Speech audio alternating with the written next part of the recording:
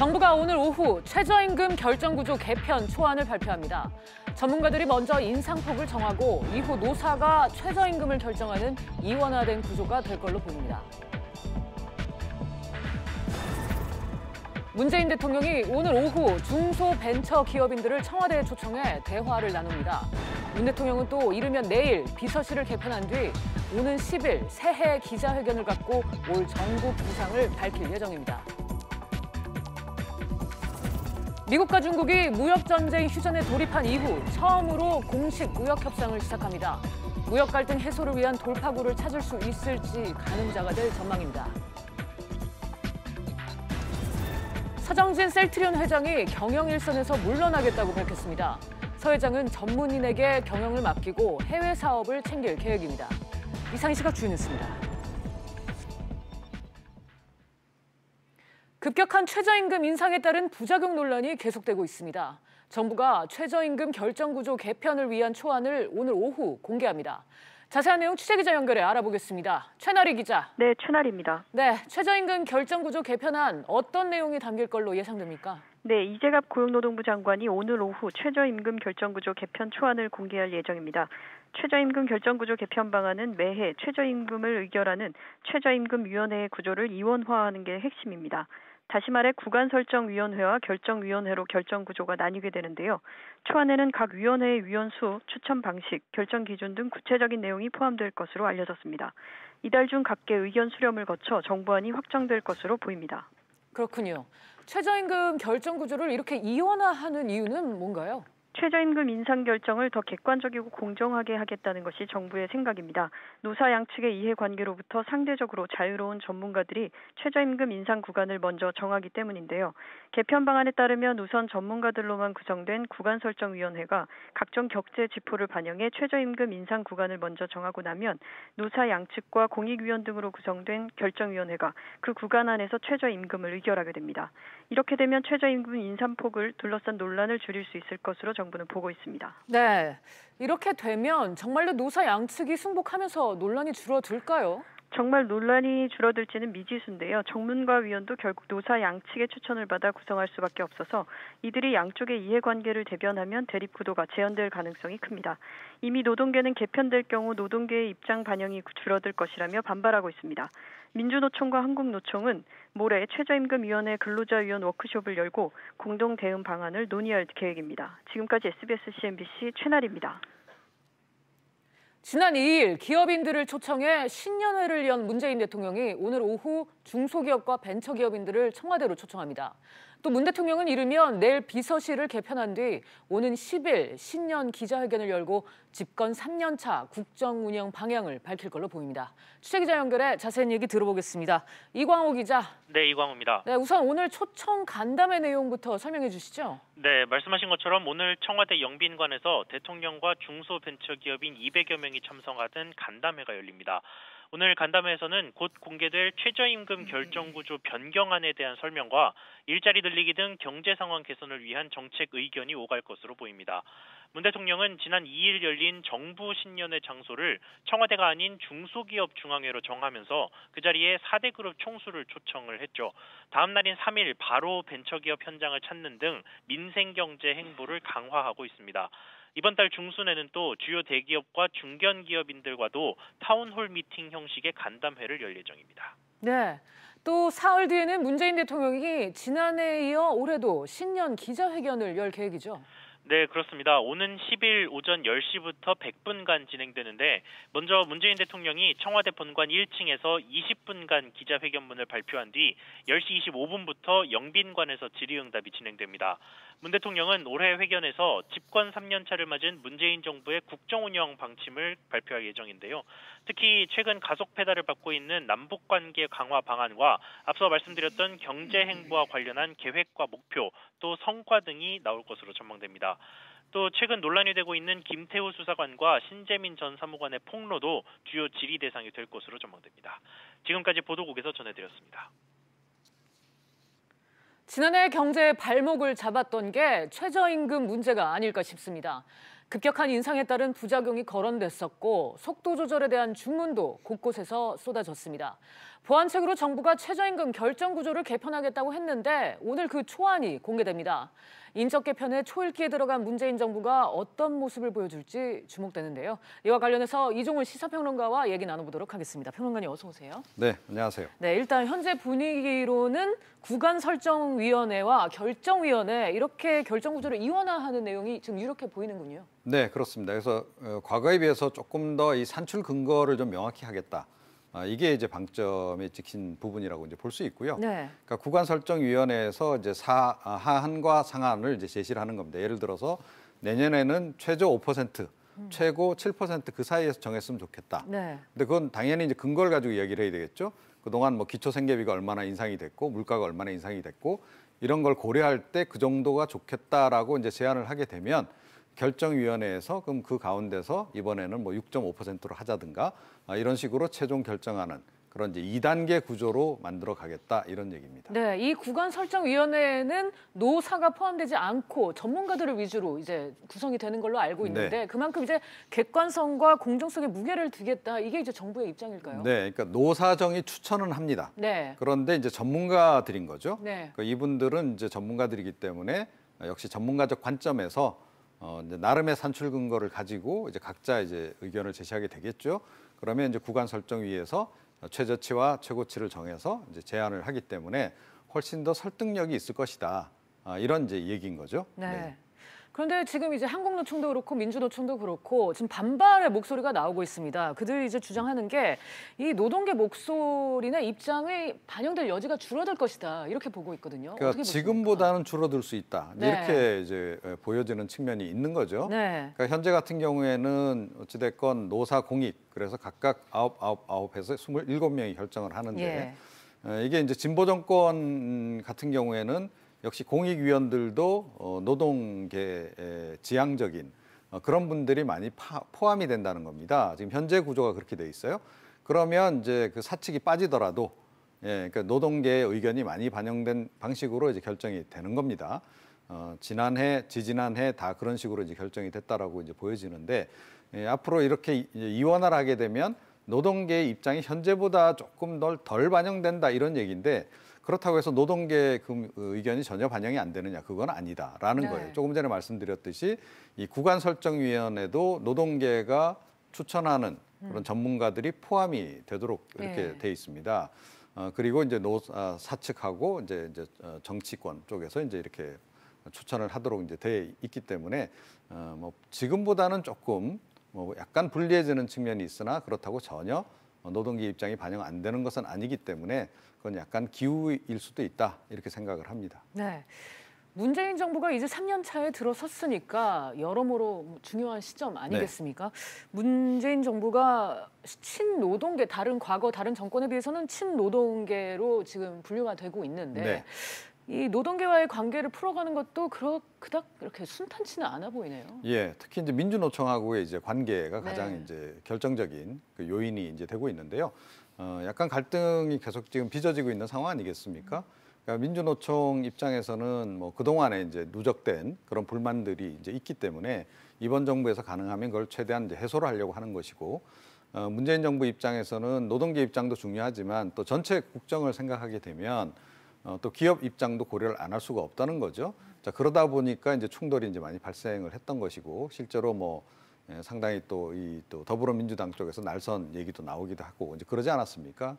그런데 계속 이런 식으로 갈 수는 없겠죠. 그리고 민주노총 입장에서도 그나마 그러니까 문재인 정부이기 때문에 본인들의 의견을 많이 들어주는 측면이 있어요. 그래서 이번 정부에서 어찌됐건 뭐든지 합의를 해서 최대한 본인들이 생각하는 바들을 이끌어내는 것이 좋겠다라고 저는 생각을 하고 그런 부분에서 뭐 어떤 극한 대결로까지는 가지는 않을 것이다 이렇게 생각합니다. 네, 이런 와중에 10일이죠. 문재인 대통령이 신년 기자회견을 여는데요. 경제 부분에서는 역시 일자리, 좀 구체적으로는 이제 최저임금과 근로시간 단축 등의 내용이 나오지 않겠습니까? 어떻게 보세요? 네, 그러니까 최저임금 지금 이제 인상 속도가 과연 적절하냐는 부분에 대해서 역시 이제 논란이 많기 때문에 그 부분에 대해서도 이제 언급을 해야 할 것 같고요.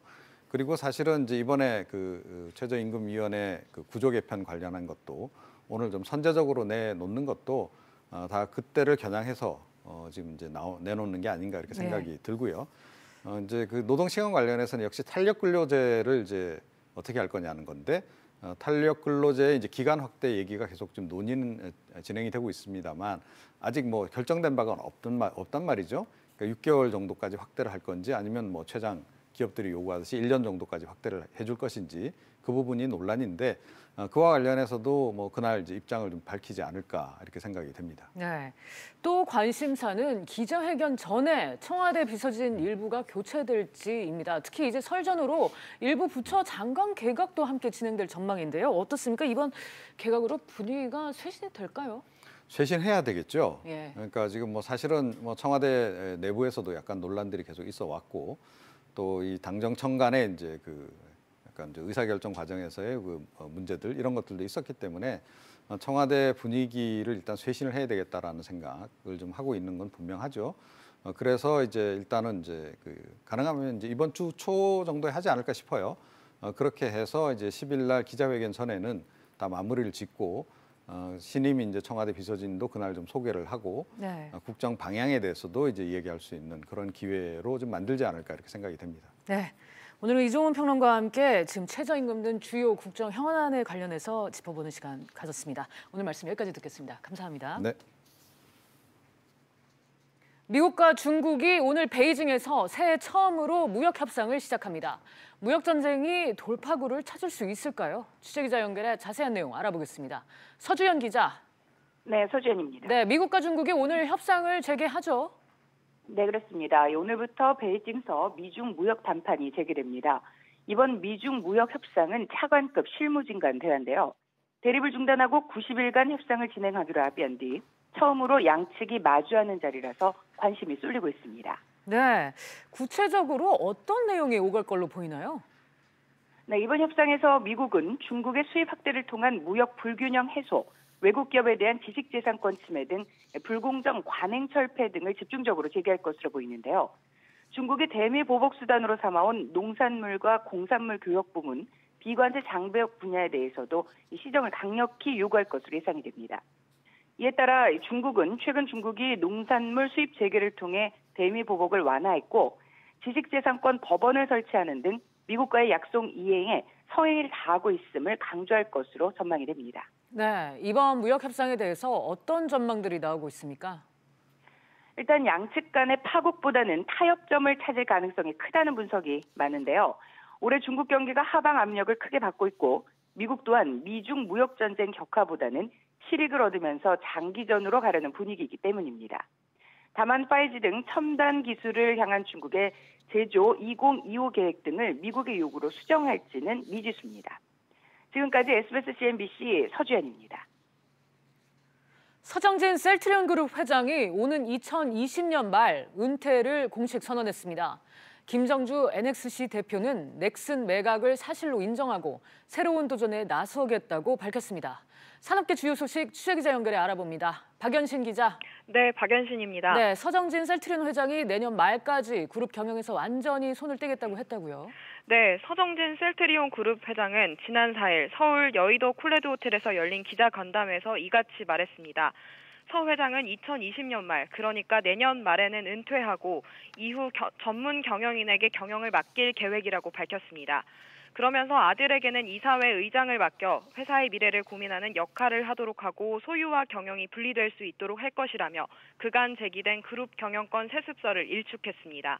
또 셀트리온과 셀트리온 헬스케어, 셀트리온 제약의 합병설과 관련해서는 모든 주주가 동의할 경우 합병을 고려할 것이라고 덧붙였습니다. 네, 김정주 NXC 대표가 사실상 넥슨 경영권 처분 의사를 밝혔다고요?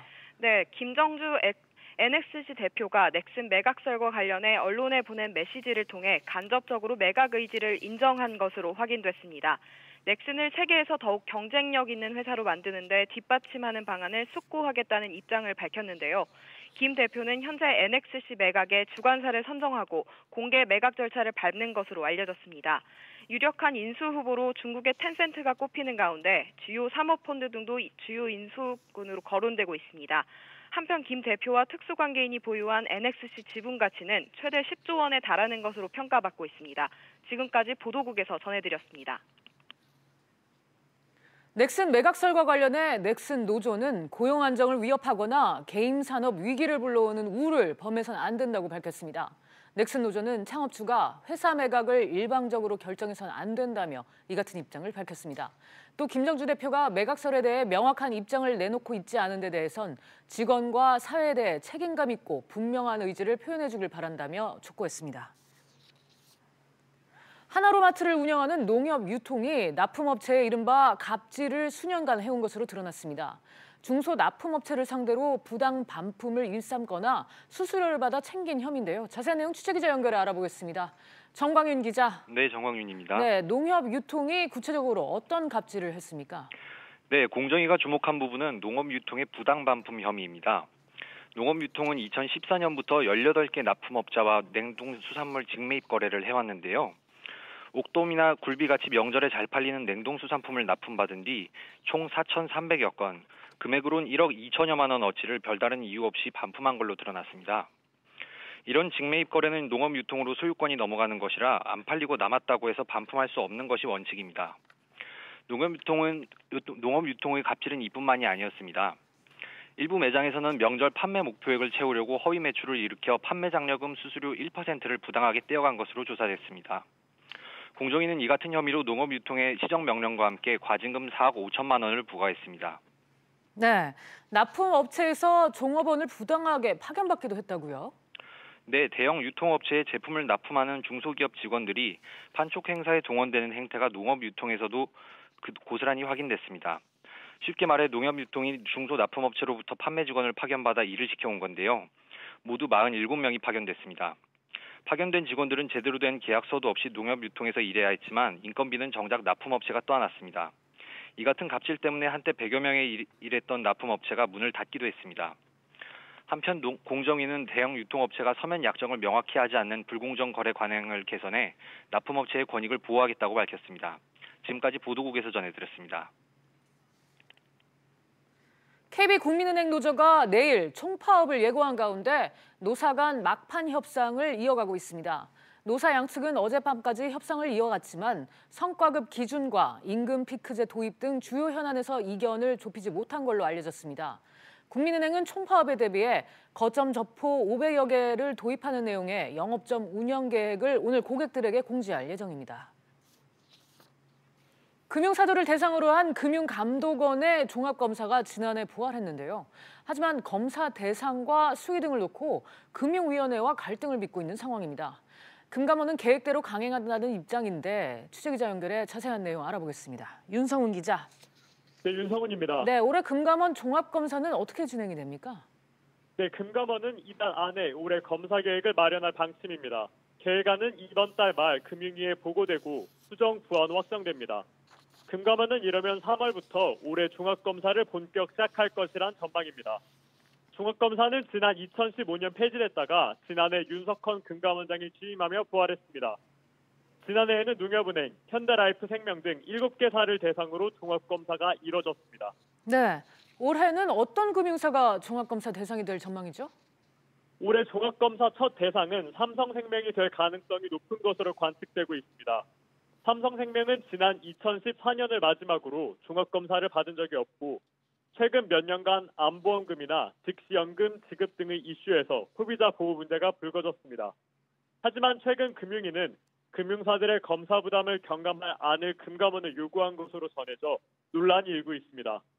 이에 앞서 최종근 금융위원장은 지난달 국회 정무위에 출석해 금감원의 종합검사에 대해 우려를 표하는 발언을 한 바 있습니다. 반면 금감원은 종합검사 대상 선정 및 추진 방식은 고유 권한이라고 맞서고 있어 종합검사를 놓고 두 기관 사이의 갈등이 깊어질 가능성을 배제할 수 없습니다. 지금까지 SBS CNBC 윤성훈입니다. 유한양행이 미국 제약사 길리어드 사이언스와 비알코올성 지방 간염 신약 후보물질 기술 이전 계약을 체결했습니다. 유한양행은 길리어드와 7억 8,500만 달러, 우리 돈 약 9천억 원 규모의 기술 이전 계약을 체결하고 길리어드는 신약 후보 물질에 대한 전 세계 개발권과 사업화 권리를 갖고 유한양행은 한국에서의 사업화 권리를 유지하기로 했다고 밝혔습니다. 비알코올성 지방 간염은 술을 전혀 마시지 않거나 아주 적게 마시는데도 간에 지방이 쌓여 세포 손상이 진행되는 것으로 아직 최종 허가 문턱을 넘은 약이 없어 치료 방법이 제한적입니다. 삼성 바이오에피스가 중국의 3S 바이오와 파트너십 계약을 맺고 현지 바이오의약품 시장에 진출합니다. 삼성 바이오에피스는 일부 파이프라인의 판권을 3S 바이오에 위임해 중국 내 암상과 허가, 상업화와 협업하고 판권 위임에 대한 선수금과 로열티를 받기로 했다고 밝혔습니다. 중국 의약품 시장은 2025년까지 연평균 약 20% 성장해 가장 가파른 성장세를 보일 것으로 전망됩니다. BC, 롯데, 신한 등 카드 3사가 오늘부터 QR페이 서비스를 시작합니다. QR코드를 스캔하면 결제가 되는 방식으로 카카오페이, 서울시의 제로페이와도 차별점이 있다고 하는데요. 자세한 내용 취재기자 연결해 알아보겠습니다. 강산 기자. 네, 강산입니다. 네, QR페이 정확히 어떻게 이용하는 건가요? 네, QR페이는 신용카드 없이 휴대전화 앱으로 카드 가맹점의 QR코드를 읽으면 결제가 끝나는 서비스입니다. 계좌이체 방식의 제로페이와는 달리 기존의 신용카드를 QR페이 방식으로 사용하는 것이기 때문에 포인트 적립이나 할인 등의 혜택을 그대로 받을 수 있는 게 특징입니다. 카드사들은 가맹점이 내야 하는 수수료도 최대 0.14%포인트 낮추기로 했습니다. 비슷한 방식의 제로페이나 카카오페이에 고객을 뺏기지 않으려고 카드사들이 이번 서비스를 선보인 것으로 분석됩니다.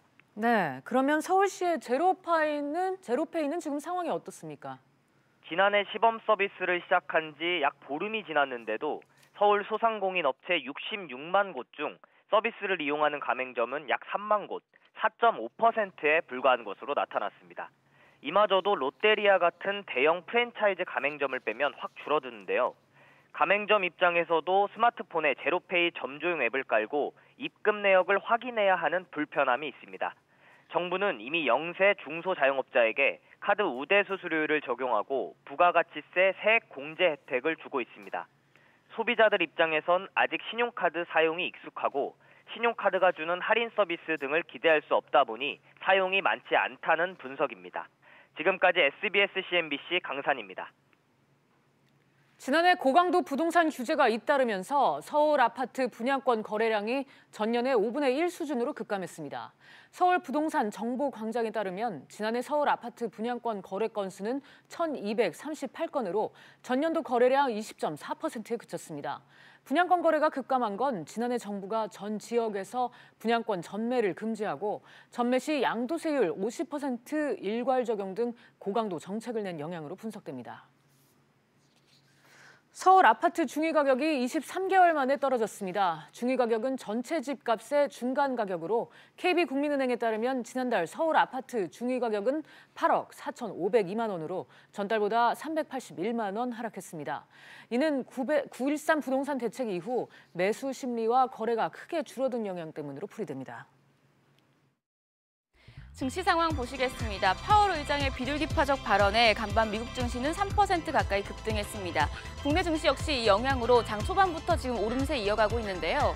코스피는 1% 가까이 오르면서 2,032포인트, 코스닥 역시 0.8% 가까이 오르면서 670포인트에서 거래되고 있습니다.